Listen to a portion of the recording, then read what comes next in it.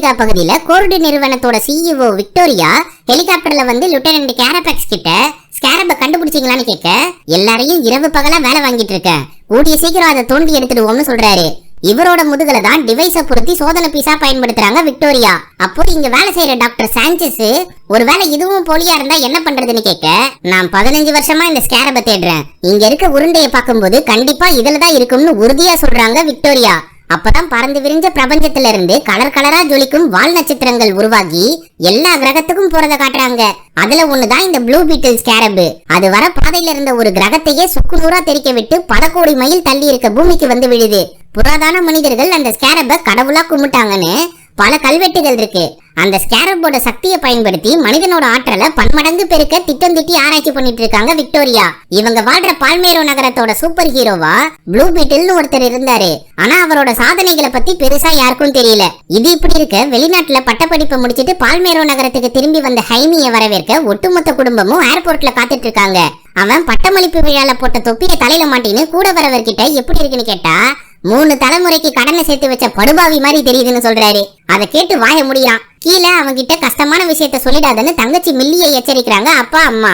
அட நான் ஏன் அதை பத்தி சொல்ல போறேன்னு மில்லி கேட்க, நீ வாய திறந்தாலே வன்முறையாதான் பேசுவ, அதான் ஃபர்ஸ்டே சொல்லி வைக்கிறோம்னு காரணத்தை சொல்றாங்க. ஹைமி குடும்பத்தை பார்த்து சந்தோஷமா கட்டி தருவான். உனக்காக இந்த குட்டி பலூனை தான் வாங்கிட்டு வர முடிஞ்சதுன்னு கொடுக்கறான் மில்லி. சரி நம்ம ரூடி மாமா எங்கன்னு கேக்குறான். அவரு கார்ல வெயிட் பண்றாரு, வா கிளம்புவோம்னு கூட்டிட்டு போறாங்க. வண்டியில மாமா கிட்ட மஜாவா பேசிட்டு நேரா போய் ரெஸ்டாரண்ட்ல ஹைமிக்கு பிடிச்ச உணவுகளை வாங்கி தராங்க. அதை சாப்பிட்டு செம்மையா இருக்குன்னு சொன்னதும், எப்பா டேய் நம்மள வீட்டை விட்டு காலி பண்ண சொல்லிட்டாங்கன்னு மில்லி உளறிடுறா.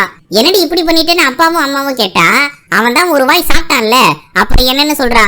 சரின்னு அவங்களும் வீட்டோட நிலைமையை எடுத்து சொல்றாங்க. வாடகையை 3 மடங்கு ஏத்தி கேக்குறாங்கப்பா, தர முடியாதுன்னு சொன்னா 3 மாசத்துல காலி பண்ண சொல்லி நோட்டீஸ் அனுப்பிச்சிருக்காங்கன்னு சொல்றாங்க.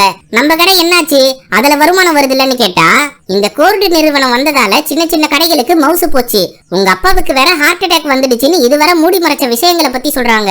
அதை கேட்டு எனக்கு முன்னாடியே சொல்லியிருந்தா என்னால முடிஞ்ச உதவியை செஞ்சிருப்பலன்னு ஃபீல் பண்றான் ஹைமி. அன்னைக்கு நைட்டு இந்த வீட்டுல நாம வாழ்ந்த நாட்களை மறக்க முடியாதுன்னு சின்ன வயசு நினைவுகளை பத்தி பேசிட்டு இருக்காங்க மில்லியும் ஹைமியும். அப்போ ஏழைங்க வாழ்ற பகுதிக்கு பணக்காரங்க வந்தா பிளாட்ஃபார்முக்கு போவோம், அங்கேயும் நாங்க பிளாட் போட்டு விற்போம்னு சொன்னா எங்க போறதுன்னு புலம்புறா மில்லி.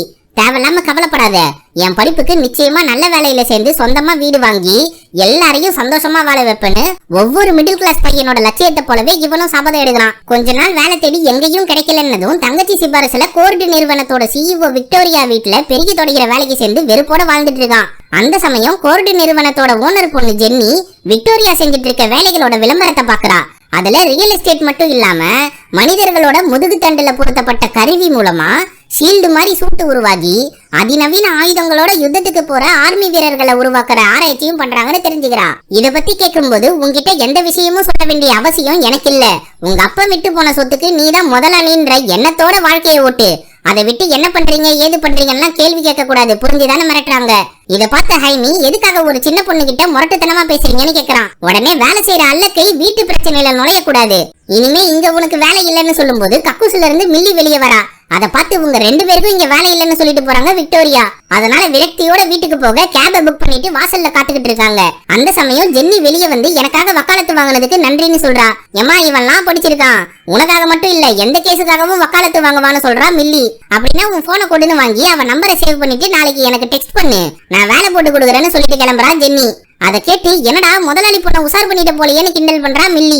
அன்னைக்கு நைட்டு வேலையை பத்தி டெக்ஸ்ட் அனுப்பலாமா வேண்டாமான்னு யோசிச்ச ஹைமி வெளியே நைனா உட்காந்து சரக்க போடுறத பார்த்து அவர்கிட்ட போய் என்னால உங்களுக்கு எந்த வித வசதியும் பண்ணி கொடுக்க முடியலப்பான்னு சொல்லி கவலைப்படுறான். அதை விட்டு தெளிப்பா, இந்த கள்ளி செடிய நீயும் உன் தங்கச்சியும் சின்னதா இருக்கப்போ வச்சேன், இன்னைக்கு பாரு எப்படி வளர்ந்து நிக்குதுன்னு, அது போல நீங்களும் வளருவீங்கன்னு சொல்றாரு. உங்க ஆசை என்னதுப்பான்னு ஹைமி கேட்க, எவ்வளவு ஆசை இருந்து என்னப்பா பிரயோஜனம், இந்த நிமிஷம் உன் கூட பேசிட்டு இருக்க தருணமே எனக்கு பெருசுதான்னு சொல்றாரு நைனா.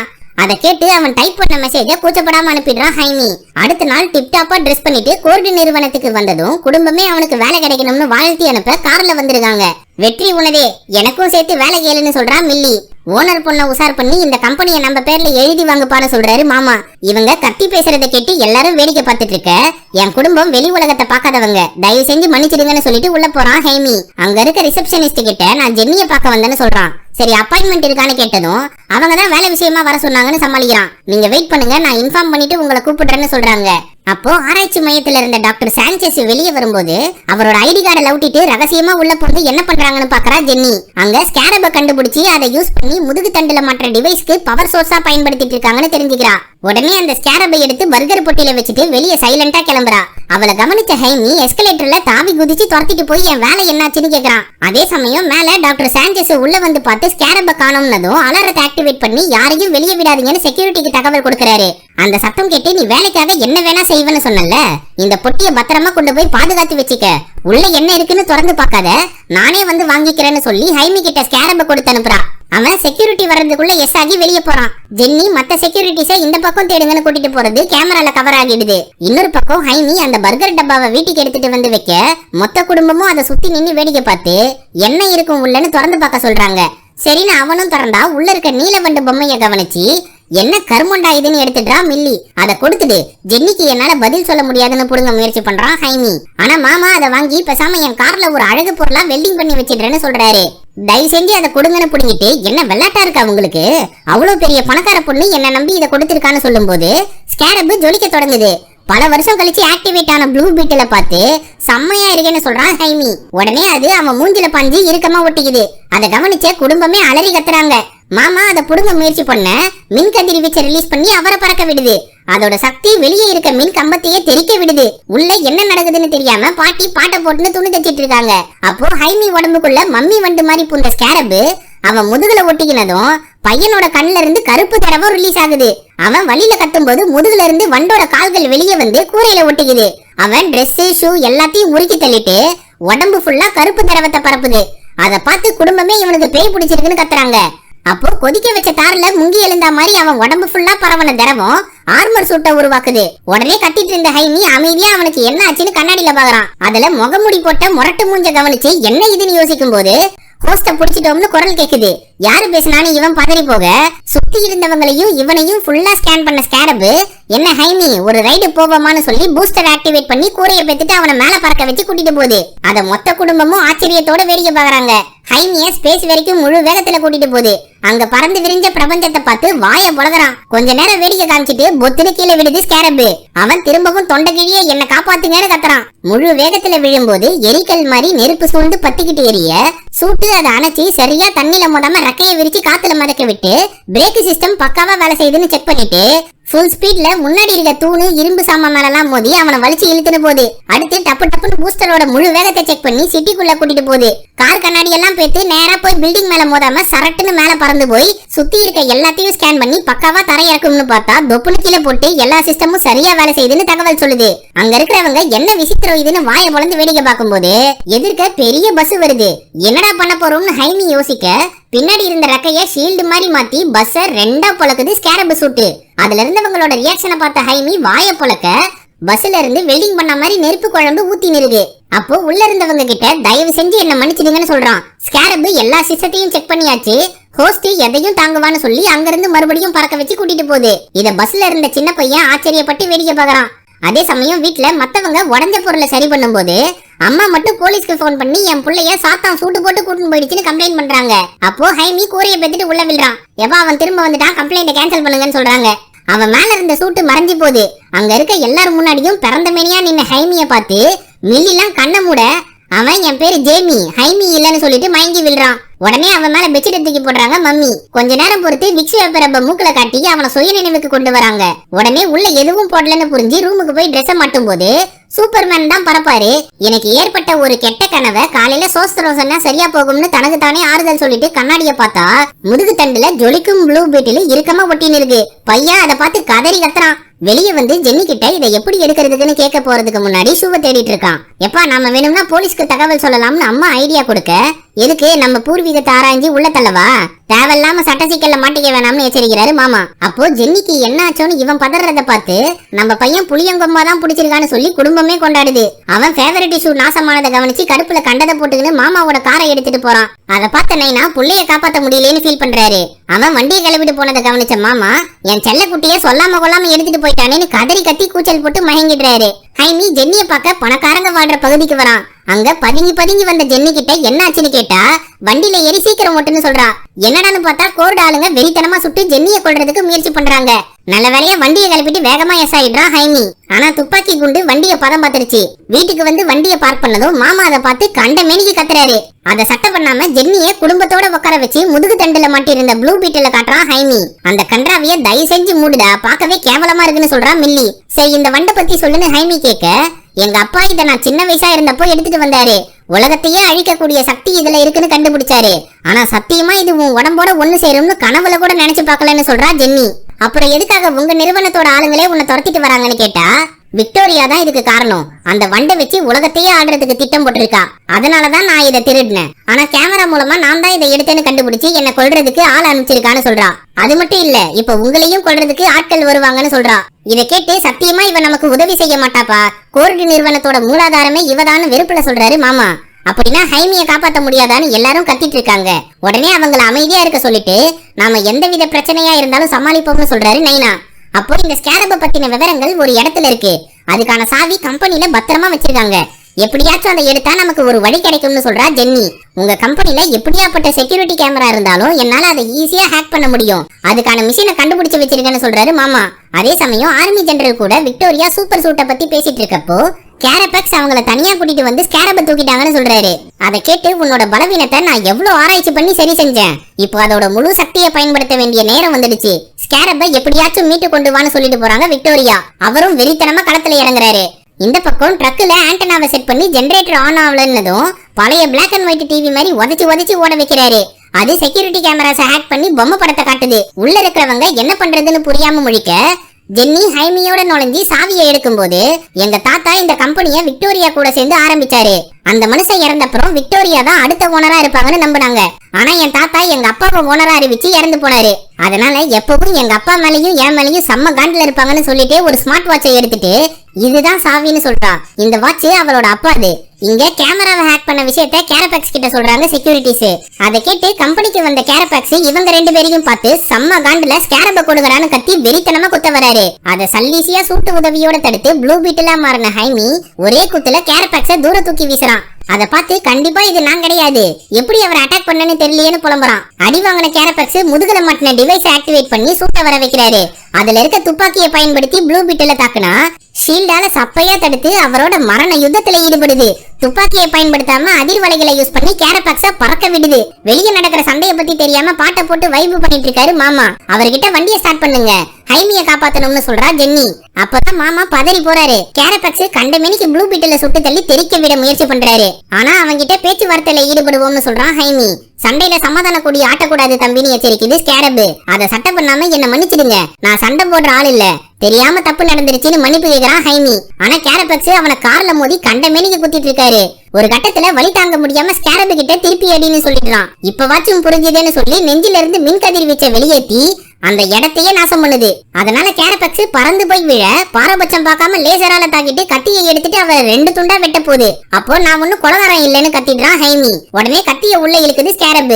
அந்த சமயம் காரை எடுத்துட்டு வந்த மாமாவை தாக்குறாரு கேரபெக்ஸ். தடுக்க வந்த ப்ளூ பீட்டில தூக்கி அடிச்சிட்டு என்ன கொல்றதுக்கு வாய்ப்பு கிடைச்சப்பவே கத்தியை இறக்கி இருக்கணும், அதை மிஸ் பண்ணிட்டேன்னு சொல்லி முரட்டு ஸ்மாக்க போட்டு தரன்னு எடுத்துட்டு போய் பிளாட்ஃபார்ம்ல படுக்க வச்சு தலையை நசுக்க முயற்சி பண்றாரு. அதை பார்த்த மாமா வண்டியை ஃபுல் ஸ்பீட்ல ஓட்டின்னு போய் ஜென்னிய ஹேண்ட் பிரேக்கை பிடிச்சி இழுக்க சொல்றாரு. அதன்படி கிட்ட வந்து சிறப்பா இழுத்ததும் ஸ்கிட் அடிச்சு பின்னாடி வச்சிருந்த ஜெனரேட்டரை பறந்து போய் கேரபெக்ஸை தாக்கி பறக்க விடுது. அந்த கேப்ல ஹைமியை வாரி போட்டு தப்பிச்சிடுறாங்க 2 பேரும். மவனை இருங்கடா, கூடிய சீக்கிரம் உங்களுக்கு நான் காரியம் பண்றேன்னு வெறித்தனமா முறைகிறாரு கேரபெக்ஸ். வண்டியில ப்ளூ பீட்டில் சூட்டு மறைஞ்சி சுய நினைவுக்கு திரும்பின ஹைமிக்கு ட்ரெஸ்ஸை எடுத்து போட்டுக்க சொல்லிட்டு சீக்கிரமா போய் அந்த ஸ்கேரபை எடுத்துட வேண்டியதுதான்னு மாமா சொல்ல, அது பேரு ஸ்கேரப் இல்ல கஜிதான்னு சொல்றான் ஹைமி.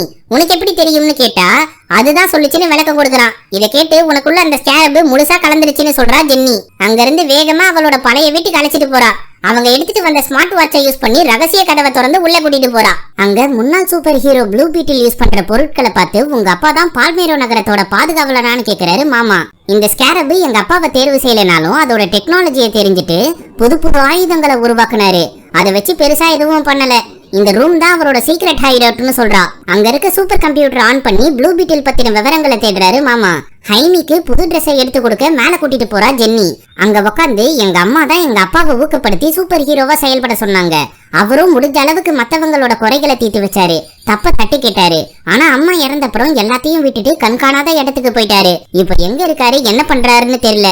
என்கிட்ட எவ்வளவு காசு இருந்தாலும் சாப்பிட்டியான்னு பாசத்தோட கேக்குற ஒரு ஜீவன் இல்ல. உன் குடும்பம் அவ்வளவு ஒத்துமையா என்ன வந்தாலும் பாத்துக்கலாம்னு சொல்லும் போது பொறாமையோட உச்சத்துக்கே நான் போயிட்டேன்னு ஃபீல் பண்ணி சொல்றா. அதை கேட்டு ஹைமி ஆறுதல் சொல்ல, 2 பேரும் கிட்ட நெருங்கி முத்தம் கொடுக்கறப்போ கரடி போல வந்த மாமா புது விவரங்களை கண்டுபிடிச்சிருக்கேன், சீக்கிரம் வாங்கன்னு கூப்பிடுறாரு. சரி வாங்கன்னு கூட்டிட்டு போய் உங்க அப்பா இதுக்கு முன்னாடி கஜிதா தேர்வு செஞ்ச பேரட்ன்றவரை சந்திச்சு அவரோட இணைஞ்சு வாழ்ந்த ப்ளூ பீட்டில பத்தி ஆராய்ச்சி பண்ணாரு. அது பேரட்டோட ஒரு செல்லையும் பூந்து அவன் சாவர வரைக்கும் ஒன்னா இருக்கும்னும் அதுக்கப்புறம் தான் உடம்ப விட்டு வெளியேறும்னும் இது மனிதனால உருவாக்கப்பட்ட டிவைஸே கிடையாதுன்னு கண்டுபிடிச்சாருன்னு மாமா சொல்ல, இது ஒரு ஏலியன்னு சொல்றாங்க ஜென்னி. அப்படின்னா என் வாழ்நாள் ஃபுல்லா ஒரு இயந்திர மனுஷனாதான் வாழணுமா? வேலை தேடி வந்தவன விவகாரத்துல சிக்க விட்டீங்களேன்னு புலம்பிட்டு தனியா போறான் ஹைமி. அவனை சமாதானப்படுத்த மொட்டை மாடிக்கு வராரு மாமா. அவன்கிட்ட உங்க அப்பா மெக்சிகோல இருந்து அமெரிக்காவுக்கு என்ன கூட்டிட்டு தலைமறைவா தான் வந்தாரு. மனுஷன் 17 மணி நேரம் வேலை செஞ்சு நம்ம குடும்பத்தை நல்ல நிலைமைக்கு கொண்டு வந்தாரு. இப்போ உனக்கு அவர் செஞ்ச புண்ணியத்தால இந்த சூப்பர் சக்தி கிடைச்சிருக்கு. அதை வச்சு என்ன பண்ணலாம்னு யோசி. என்ன போல விளங்காத ஒருத்தனா வாழ போறியா இல்ல உங்க அப்பனை போல நல்லது பண்ண போறியான்னு கேக்குறாரு. யோ நீ ஒன்னும் விளங்காதவன் இல்ல, எனக்கு உன்னை ரொம்ப பிடிக்கும். இனிமே இந்த ப்ளூ பீட்டிலோட ஆட்டத்தை பாருன்னு சந்தோஷமா சொல்றான் ஹைமி. அப்போ விக்டோரியாவோட ஹெலிகாப்டர் இவங்க வீட்டு பக்கம் போறத பார்த்து பதறி போறான். அங்க எல்லாரும் சந்தோஷமா அவங்க வேலையை பார்த்துட்டு இருக்கும் போது கமாண்டோ டீம் விட்டு ப்ளூ பீட்டில பிடிக்க முயற்சி பண்றாங்க விக்டோரியா. அதை பார்த்து குடும்பமே பயந்து போகுது. இங்க வண்டு சக்தியே வெளியே வான்னு கைய தூக்கி பாக்குறான் ஹைமி. என்ன பண்ணாலும் ஒன்னும் நடக்கலன்னதும் பட்டுன்னு ஓடி வந்து கீழே குதிக்கிறான். உடனே ப்ளூ பீட்டில் அதோட பேட்டில் சூட்டை வெளியேற்றி பையனை பறக்க விடுது. அதை பார்த்த ஜென்னி வாய பொழுக மாமா வண்டியை கிளப்பிட்டு போலாம் வான்னு கூப்பிடுறாரு. அங்க வீட்டுக்குள்ள பதுங்கியிருந்த குடும்பத்தை மொத்தமா தூக்கிட்டு வந்து வெளியே முட்டி போட வைக்கிறாங்க.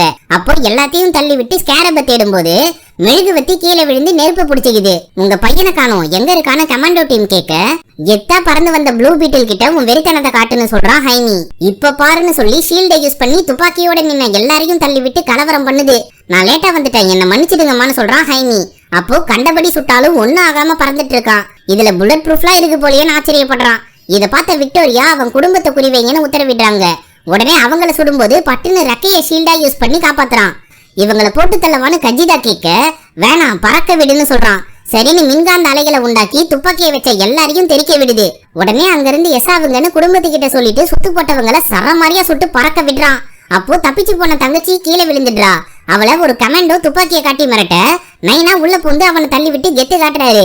ஆனா திருப்பி அவர் வாயிலே ஒண்ணு வச்சு படுக வைக்கிறான். அதை பார்த்த ப்ளூ பீட்டில் மின்காந்த காப்பை சுட்டு செவத்துல ஒட்ட வச்சிடுறான். ஆனா அப்பாக்கு நெஞ்சு வலி வந்து பாவம் அங்கேயே இறந்து போறாரு. அதை பார்த்த மில்லி கதறி அழுவுறா. ஹைமி என்னாச்சுன்னு பார்க்க ஓடி வரும்போது கேரபெக்ஸ் அணுசக்தி கொண்ட கொக்கியை சுட்டு கஜிதாவை செயல்பட விடாம தடுத்துடுறாரு. எதனா பண்ணுன்னு கஜிதா கிட்ட ஹைமி கத்திட்டு இருக்க, சிஸ்டம் ஆஃப்லைனுக்கு போகுதுன்னு சொல்றா. பத்தி எறிஞ்ச வீடும் வெடிச்சு செதறுது. கீழே வந்த கேரபெக்ஸ் அவனை தரன்னு இழுத்துட்டு போய் ஹெலிகாப்டர்ல ஏத்துறாரு. அங்க வந்து ஜென்னிக்கு டாட்டா சொல்லிட்டு போறாங்க விக்டோரியா. உங்களை சும்மா விட மாட்டேன்டான்னு கத்துறான் ஹைமி. கீழே குடும்பமே அப்பாவோட நிலைமைய பார்த்து கதறி அழுவுறாங்க. இந்த சம்பவம் முடிஞ்சு எல்லாரும் நில குழஞ்சு நிக்கும் போது அழுவுறதுக்கு ஆயுசு ஃபுல்லா நேரம் இருக்கு. ஆனா இப்ப நாம ஹைமிய காப்பாத்தணும்னு உறுதியா சொல்றாங்க பாட்டி. அவங்க கிட்ட ஏன் கூட வாங்க, நான் உதவி பண்றேன்னு சொல்லி அவங்க அப்பாவோட ரகசிய வாகனத்துக்கு அழைச்சிட்டு போறா ஜென்னி. அத மாமா கூட சேர்ந்து ஆன் பண்றா. இந்த பறக்கும் வாகனம் பார்க்க வண்டு போலவே இருக்கு. அங்க போய் என்ன பண்றதுன்னு மில்லி கேட்க, ஸ்பாட்ல சம்பவம் செய்ய வேண்டியதுதான்னு சொல்றாரு மாமா. வண்டு வாகனத்தை மின்னல் வேகத்துல செலுத்தி கார்டு நிறுவனத்துக்கு போறாங்க மொத்த குடும்பமும். அங்க ஹைமிய டிவைஸ்ல கட்டி போட்டு அவன் உடம்புல இருந்து ப்ளூ பீட்டில் சக்தியை உறிஞ்ச ரெடி பண்றாங்க விக்டோரியா. இங்க உள்ள போய் அட்டாக் பண்ண ஆயுதங்களை எடுத்து கொடுக்கறா ஜென்னி. மில்லி ஷீல்டாவும் பெரிய சைஸ் கையாவும் மாறக்கூடிய டிவைஸை இருக்கிறா. பாட்டி கெத்தா ஒரு கேட்லிங் கண்ணை எடுத்துட்டு நிக்க, இது எப்படி பயன்படுத்துறதுன்னு உங்களுக்கு தெரியுமான்னு கேக்குறா மில்லி. 30 வருஷத்துக்கு முன்னாடி நான் என்ன பண்ணிட்டு இருந்தேன்னு உங்களுக்கு தெரியாதுல்ல, இனிமே தெரிஞ்சுப்பன்னு கூலா சொல்றாங்க. ஹைமிய புடிச்சு வச்சிருக்க தீவை ஜென்னி காட்டினதும் அதுல எங்க போய் என்ன பண்ணணும்னு பக்காவா ஸ்கெட்ச் போட்டு சொல்றாங்க பாட்டி. அதை கேட்டு யாரு சாமி நீன்னு ஆச்சரியப்பட, உங்க பாட்டி ஒரு போராளியா இருந்தாங்க, அதை பத்தி அப்புறமா சொல்றேன்னு பில்டப் கொடுக்கறாங்க மம்மி. அங்க மயக்கம் தெளிஞ்சு எழுந்திருச்ச ஹைமி கிட்ட, உன் சக்தியை உறிஞ்சி எடுக்க போறோம், என் ஆராய்ச்சிக்கு நீதான் பலிகடான்னு சொல்றாங்க விக்டோரியா. ஆனா டாக்டர் சாnchez இதுல சுத்தமா விருப்பம் இல்ல. ஹைமி என்னை விட்டுருங்கன்னு கதறி கத்துறான். அப்போ வெளியே முரட்டு வேகத்துல வந்த வண்டு வாகனம் முட்டி மோதி இந்த தீவுல தரையிறங்குது. அதை பார்த்து பயந்து போன கமாண்டோஸ் கண்ட மெனிக்கு சுட்டு தள்ள முயற்சி பண்றாங்க. ஆனா எந்தவித சேதாரமும் இல்லாம சிறப்பா நடக்க தொடங்குது வண்டு வாகனம். எதிர்க்க வந்த எல்லாரையும் மிதிச்சு துவம்சம் பண்ணுது. மாமா அது பின்னால இருந்து மயக்க புகையை ரிலீஸ் பண்ணி எல்லாரையும் மட்ட பண்றாரு. அப்புறப்பட்டா மில்லியும் ஜென்னியும் கீழே இறங்கி ஹைமியை தேடி போறாங்க. உள்ள கேரபெக்ஸ் அவரோட குடும்ப டாலரை பார்த்து மனசை தேத்திக்கும் போது என்ன விட்டுருங்கடான்னு கெஞ்சி கேக்குறான் ஹைமி. அப்போ கேரபேக்ஸ் டாலரை கீழே போட்டுடுறாரு. அதை எடுத்து வச்சுக்கிட்ட விக்டோரியா வேலையை ஸ்டார்ட் பண்ணுங்கன்னு சொல்ல சாnchez விருப்பமே இல்லாம டிவைஸ் ஆன் பண்ணி சக்தியை உறிஞ்ச தொடங்குறாரு. அதே சமயம் பதுங்கி பதுங்கி வந்த ரெண்டும் முதுகல மாற்ற டிவைஸ் கிடங்குல ப்ளூ பீட்டில் மூலமா சக்தியை ஃபீல் பண்றத பார்த்து வாயை பொளகுதுங்க. அப்புறம்டா இங்க வெடிகுண்டுகளை பொருத்தி சர்வநாசத்தை உண்டாக்க ஸ்கெட்ச் போடுதுங்க. அதே சமயம் ஹைமி சுயநினைவை இழக்கும் போது கற்பனை உலகத்துல இறந்து போன அப்பாவை சந்திக்கிறான். அவர்கிட்ட என்னால எதுவும் பண்ண முடியலன்னு புலம்பும் போது, நான் எப்பவும் உன் கூடவே இருப்பேன், என் கடமைய நான் இப்பதான் உணர்ந்தேன், உன் வாழ்க்கையோட லட்சியமே உனக்கு கிடைச்ச சக்தியை வச்சு என்ன பண்ண போறன்றதுலதான் அடங்கியிருக்கு, அதனால தைரியமா செயல்படுன்னு சொல்லிட்டு பிரபஞ்சத்தோட கலந்துடுறாரு. உடனே சுத்தி இருக்க இடம் எல்லாம் சிதைய தொடங்குது. அப்போ எகிரி குதிச்சு முன்னாடி இருந்த ப்ளூ பீட்டில் சூட்டை போய் தொட்டதும் சுயநினைவுக்கு வந்துடுறான் ஹைமி. ஆனா இவனோட சக்தியை காப்பி பண்ணி கேரபேக்ஸ் உடம்புல ஏத்திடுறாங்க விக்டோரியா. அவரு வலியில துடிக்க ஆரம்பிச்சு உடம்பு ஃபுல்லா கருப்பு திரவம் பரவி இன்னொரு ப்ளூ பீட்டிலா மாற தொடங்குறாரு. அந்த சமயம் வெடிகுண்டு ஆக்டிவேட் பண்ணி இந்த இடத்தையே சின்ன பின்னமா தெரிக்க விடுறா ஜென்னி. அதனால ஹைமி டிவைஸ்ல இருந்து ரிலீஸ் ஆகி தப்பிச்சு ஓடுறான். அவனுக்கு சாnchez கதவை திறந்து விட்டு வழி அனுப்புறாரு. அதை கவனிச்ச விக்டோரியா என்ன பண்றேன்னு கேட்டா, லாக்க சதைச்சிட்டு ஓரமா நில்றி வெண்ணம் அவளைன்னு திட்டிடுறாரு. ஆனா 2.0 ப்ளூ பீட்டிலா மாறின கேரபேக்ஸ் அவரை கொண்டுட்டு கதவை தெரிக்க விடுறாரு. இந்த கேப்ல எஸ் ஆன ஹைமி கஜிதா கிட்ட உதவி கேக்குறான். அது இப்பதான் ரீபூட் ஆகி சிஸ்டத்தை சரி பண்ணுது. இன்னொரு பக்கம் ஜென்னியும் மில்லியும் இடிபாடுல சிக்கி பிரிஞ்சு போறாங்க. அப்போ கேரபேக்ஸோட புது சூட்டையும் அதோட ஃபுல் சக்தியும் பார்த்த விக்டோரியா வாயை பொளக்குறாங்க. தப்பிச்சு ஓடின ஹைமிய கமாண்டோ டீம் சுட்டு போடும்போது பாட்டிமா எல்லாரையும் சுட்டு தள்ளி கலவரம் பண்றாங்க. பின்னாடி வந்த கும்பல வெறித்தனமா சுட்டு போராளியோட பவர் என்னன்னு பாருங்கடான்னு கத்துறாங்க. இத கவனிச்ச ஹைமி பாட்டி பலே கில்லாடிதான் போலேன்னு ஆச்சரியப்படுறான். அங்க ஜென்னிய புடிச்சு இழுத்துட்டு போறாங்க விக்டோரியா. இங்க குடும்பத்தோட ஒண்ணு சேர்ந்த ஹைமி கிட்ட உன் தங்கச்சியும் ஜென்னியும் திரும்பி வரலப்பான்னு சொல்றாங்க மம்மி. என் சூட்டு வேலை செய்யல, இருந்தாலும் நான் போறேன்னு சொன்னதும் கஜிதா உன் ஃபுல் பவர் வெளிக்கொண்டு வான்னு அட்வைஸ் பண்றாங்க. ஹைமி கிட்ட நம்ம வலிய உள்வாங்கி அதை வலிமையா மாத்துன்னு உற்சாகப்படுத்தி அனுப்புறாங்க மம்மி. அப்போ மில்லி ஒரு கமாண்டோவை மின்காந்த கையால அடிச்சு பறக்க விடுறா. அடுத்து ஒரு கூட்டமே அவளை சுட்டு தள்ள முயற்சி பண்றாங்க. ஆனா ஷீல்ட வச்சு அதை கஷ்டப்பட்டு தடுக்கிறா. அந்த சமயம் ப்ளூ பீட்டில் சக்தியோட என்ட்ரி கொடுத்த ஹைமி கெத்தா எல்லாரையும் அடிச்சு பறக்க விடுறான். முழு சக்தியை காட்டி துவம்சம் பண்றான். கடைசியா மிச்சம் இருக்கிறவன ஒரே அடியில மட்ட பண்ணிட்டு எதுக்காக எங்களை விட்டு போனன்னு சொல்லி அண்ணன் அடிக்கிறான் மில்லி. அவளை சமாதானப்படுத்தும் போது மாமா வராரு. சரி ஜென்னி எங்கன்னு கேட்டா அவ தனியா பிரிஞ்சிட்டா, இப்போ எங்க இருக்கான்னு தெரியலையேன்னு சொல்றா மில்லி. அந்த சமயம் முழு சக்தியோட வந்த கேரபேக்ஸ் ப்ளூ பீட்டில சுட்டு தள்ளிட்டு வெறித்தனமா அட்டாக் பண்றாரு. கஜிதா ஹைமி கிட்ட இவனுக்கு முன்ன விட இன்னும் சக்தி அதிகமா இருக்குன்னு சொல்றா. அப்போ உன் கத்தி கபடாவை யூஸ் பண்ணி வித்தைய காட்டுன்னு சொல்றான் ஹைமி. அது என்ன பண்ணாலும் கேரபேக்ஸ் பொளந்து தள்ளுறாரு. அவன் கத்தியை எடுத்தா இவரு மின்காந்த சவுக்கு மூலமா சுருட்டி புடிச்சு இழுக்கிறாரு. ரம்பத்தை பயன்படுத்தி அவனை அறுக்க முயற்சி பண்றாரு. அப்போ அதிர்வலைகளை உண்டாக்கி கேரபேக்ஸ பறக்க விடுது கஜிதா. அவரு பதிலுக்கு ஒரு கத்தி எடுத்தா இவங்கிட்ட உன் கற்பனையில என்ன தோணுதோ என்னால அதை உருவாக்க முடியும்னு சொல்லுது கஜிதா. உடனே மிகப்பெரிய கத்தியை வர வச்சு ஸ்டைலா பட்ட தீட்டி ஒரே வீச்சுல கேரபேக்ஸ பல மைல் தூரம் பறக்க விடுறான். ஆனாலும் விடாப்பிடியா அட்டாக் பண்றவர் கூட சிங்கிள்ஸ் செஞ்சு கெத்து காட்டும் போது உடம்புல கத்தியை இறக்கிடுறாரு. அவன் வீட்டிலோட கால்களை பயன்படுத்தி அட்டாக் பண்ணா அதை இழுத்து பிடிச்சி முரட்டு ஸ்மாக்க போடுறாரு. இதுக்கு மேல எந்த உதவியும் என்னால செய்ய முடியாதுன்னு கஜிதா கை விரிச்சிடுறா. அப்போ உன் குடும்பத்து மேல இருக்க பாசம் தான் உன்னோட பலவீனமேனு சொல்லி கத்தியால குத்த வராரு கேரபேக்ஸ். அவர் மேல தூரத்துல இருந்து கள்ள தூக்கி வீசுறாரு மாமா. அதை பார்த்து செம்ம காண்டல சுட்டு தள்ளி அந்த இடத்தையே திரிக்க விடுறாரு கேரபேக்ஸ். உடனே செம்ம கடுப்பான ஹைமி ஃபுல் சக்தியோட கேரபேக்ஸ தாக்கி பறக்க விடுறாரு. அதே சமயம் ஜென்னியை கூட்டிட்டு ஹெலிகாப்டர்ல கிளம்பி வந்த விக்டோரியா கிட்ட உன் ஆளு தோத்துட்டான் பாத்தியான்னு சொல்றா ஜென்னி. அவன் தோத்தா என்ன, ப்ளூ பீட்டிலோட கோடு ஃபுல்லா எடுத்துட்டேன், இனிமே ஒண்ணு இல்ல 1000 கேரபேக்ஸை என்னால உருவாக்க முடியும், தேவையில்லாம உன் குடும்பத்தோடயே சண்டை போடாதன்னு சொல்றாங்க விக்டோரியா. அதை கேட்டு குடும்பம்னா என்னன்னு அவங்கள பார்த்து தெரிஞ்சுக்கோன்னு சொல்லி பபிள் கம் டிவைஸை மென்னு தின்றா ஜென்னி. உடனே செம்ம கடுப்பாகி சுட வந்த விக்டோரியாவை ஹெலிகாப்டரை ஓட்டுறவன் மேல திருப்பி விட்டு பஞ்சு போல ஏர் பலூனை உருவாக்கி சாமர்த்தியமா கீழே குதிச்சிடுறா. இந்த பக்கம் கொலகாண்டுல கேரபேக்ஸ குத்த வந்த ஹைமியை தடுத்து நாம கொலகாரங்க கிடையாதுன்னு சொல்றா கஜிதா. என் அப்பா என்ன தப்பு செஞ்சாரு, மாமா என்ன பண்ணாரு, எல்லாரையும் கொன்னுட்டாங்களேன்னு கடுப்புல கத்துறான் ஹைமி. அப்போ கேரபேக்ஸோட சொல்ல மறந்த கதைய பவர் டிரான்ஸ்பர் பண்றப்போ நான் தெரிஞ்சுக்கிட்டேன், அத நீயும் பாரு. சின்ன வயசுல வியட்நாம்ல வாழ்ந்துட்டு இருந்த கேரபேக்ஸ் குடும்பம் குண்டு வீச்சுல இறந்து போனாங்க. அதுல தப்பிச்சு ஆர்மியில சேர்ந்து பல கொடூரமான யுத்தங்களை சந்திச்சு கண்ணி வெடியில சிக்கி கைகால்களை இழந்தாரு. விக்டோரியா சோதனை பண்றதுக்காகவே இந்த கேரபேக்ஸ தூக்கிட்டு வந்து பயன்படுத்திக்கிட்டான்னு காட்டுறா கஜிதா. அவரோட வலியை புரிஞ்சிட்டு கொல்லாம விட்ட ஹைமி கைய கொடுத்து தூக்கி விடுறான். என் குடும்பத்து மேல இருக்க பாசம் தான் என்ன பலசாலி ஆக்குச்சுன்னு சொல்றான். அதே சமயம் ஜென்னி கீழே கடந்த ப்ளூ பீட்டில் கூட சேவ் பண்ணி வச்ச டிவைஸை மிதிச்சு நசுக்கின்றா. அதை பார்த்து விக்டோரியா செம்ம கடுப்புல கத்துறாங்க. ஹைமி ஓடி வந்து ஜென்னியை கட்டி தழுவிட்டு கூட்டிட்டு போறான். விக்டோரியா கேரபேக்ஸ் கிட்ட நாம திரும்பவும் ஸ்கிராட்ச்ல இருந்து ஆரம்பிப்போம்னு சொல்ல, நீ எனக்கு என்ன பண்ணன்னு இப்பதான் ஞாபகத்துக்கு வந்துச்சுன்னு சொல்லி அவ எடுத்து வச்சிருந்த டாலர் செயினை புடிங்கிட்டு அம்மாவோட நினைவுகளை நினைச்சு பார்த்து விக்டோரியாவை தரதரன்னு இழுத்துட்டு போய் சூட்டை வெடிக்க வச்சிடுறாரு கேரபாக்ஸ். அதோட பாதிப்புல சிக்காம ஓடி போன ஹைமி வண்டு வாகனத்தை எகிரி பிடிச்சிடுறான். அதுல இருந்து வலிக்கிட்டு போறப்போ ஜென்னி அவனை காப்பாத்திடுறா. உடனே முழு வேகத்துல இங்க இருந்து எஸ் ஆவறாங்க ஒட்டுமொத்த கேங்கும். அதுல உயிர் பொழைச்ச மாமாவும் இருக்காரு.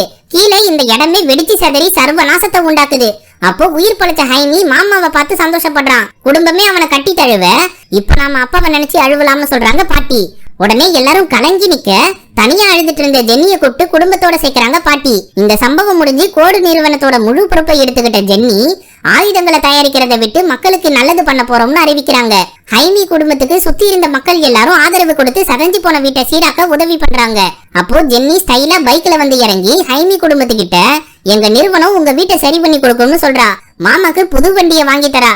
எல்லாரும் சந்தோஷமா இருக்க ஜென்னி கிளம்புனதும் ஹைமி கூட வரான். அவளுக்கு அழகா முத்தம் கொடுத்து ப்ளூ பீட்டிலா உருமாறி அவளை பறக்க வச்சு கூட்டிட்டு போறான். இத பார்த்த குடும்பமே குதூகலமா கை தட்டி பாராட்டுது. கடைசியா முன்னாள் ப்ளூ பீட்டிலோட ரூம்ல ரகசியமா ஒரு வீடியோ பிளே ஆகுது. அதுல டெட் உயிரோட தான் இருக்கன்னு சிக்னல் கொடுக்கறதோட படம் முடியுது.